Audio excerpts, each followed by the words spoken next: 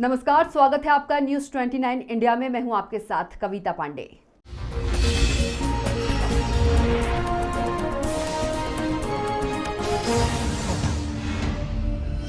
मध्य प्रदेश में 27 सीटों पर होने वाले उपचुनाव की तारीखों की घोषणा से पहले ही भाजपा और कांग्रेस के नेता अपनी जीत के दावे कर रहे हैं।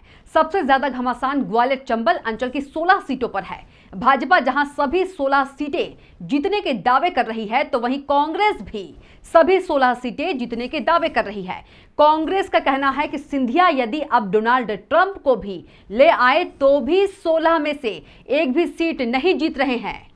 ग्वालियर चंबल संभाग की 34 विधानसभा सीटें प्रदेश की राजनीति में कितना महत्व रखती हैं, ये 2018 के विधानसभा चुनावों के परिणाम ने साबित किया था। 2018 के चुनाव में इन सीटों पर ज्योतिरादित्य सिंधिया का प्रभाव देखने को मिला और 34 सीटों में से कांग्रेस ने 26 सीटें जीती, जबकि भाजपा के खाते में 7 सीटें आई और 1 सीट बसपा को गई। जबकि 2013 के चुनाव में कांग्रेस मात्र 12 सीट जीत पाई थी और भाजपा ने 20 सीटों पर कब्जा किया था, जबकि 2 सीट बसपा के खाते में गई थी। सिंधिया के भाजपा में जाने के बाद अंचल की इन 34 में से 15 सीटें प्रभावित हुई, जबकि 1 सीट कांग्रेस विधायक के निधन से खाली हुई और अब तक 34 में से 16 सीटों पर उपचुनाव होने हैं। सिंधिया के प्रभाव के चलते ये सीटें पिछली बार कांग्रेस को मिली थी। इन सीटों पर जीतकर विधायक सिंधिया के साथ ही भाजपा में आ गए, तो भाजपा को इन सीटों पर जीत का पूरा भरोसा है। भाजपा का मानना है कि इन सीटों पर उसका खुद का वोटर और अब सिंधिया और 2018 के चुनाव में जीते विधायक का खुद का वोटर भी हमारे साथ है, इसलिए सभी सीटों पर जीत पक्की है। भाजपा के राष्ट्रीय उपाध्यक्ष और ग्वालियर चंबल अंचल के प्रभारी प्रभात झा का कहना है कि पूरी भाजपा मिलकर चुनाव लड़ रही है और हम सभी सीटें जीत रहे हैं। उधर भाजपा की जीत पर कांग्रेस ने तंज कसा है।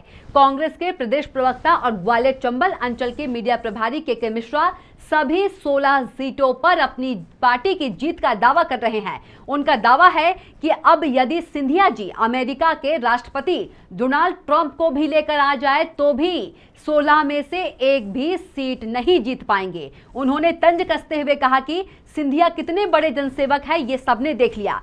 कोरोना से अंचल में कितने लोग मर गए, अस्पतालों का हाल बुरा है, जनता परेशान है, लेकिन जन सेवक को जनता की चिंता नहीं हुई। जो खुद के सम्मान के लिए पार्टी छोड़ने की बात करते हैं, उनको जनता का सम्मान दिखाई नहीं देता। इसका जवाब उन्हें आने वाले चुनावों में यही जनता देगी। Bureau report, news 29 India. पहली बात तो कमान सब लोग मिलकर संभालेंगे। हमारे मुख्यमंत्री शिवराज जी, प्रदेश अध्यक्ष विष्णु जी, हम सबके नेता माननीय केंद्रीय मंत्री नरेंद्र सिंह जी, हमारी पार्टी में आए कांग्रेस के राष्ट्रीय महासचिव रहे, वर्षों केंद्रीय मंत्री रहे ज्योतिरादित्य सिंधिया जी, और हम जैसे जो गिलहरी की भूमिका में भी रहते हैं, सारे कार्यकर्ता छोटे से बड़े सब मिलकर लड़ेंगे और 16 की 16 सीटें जीतेंगे। देखिए, सिंधिया जी अमेरिका के राष्ट्रपति डोनाल्ड ट्रंप को लेकर भी आ जाएंगे ना, तो वो 16 में से एक सीट भी नहीं बचा पाएंगे। अब आप इससे पता लगा लीजिए कि वो कितने बड़े जनसेवक हैं। जिस ग्वालियर में उनकी सल्तनत है, वहाँ कितने लोग कोरोना से उनकी मौत हुई है।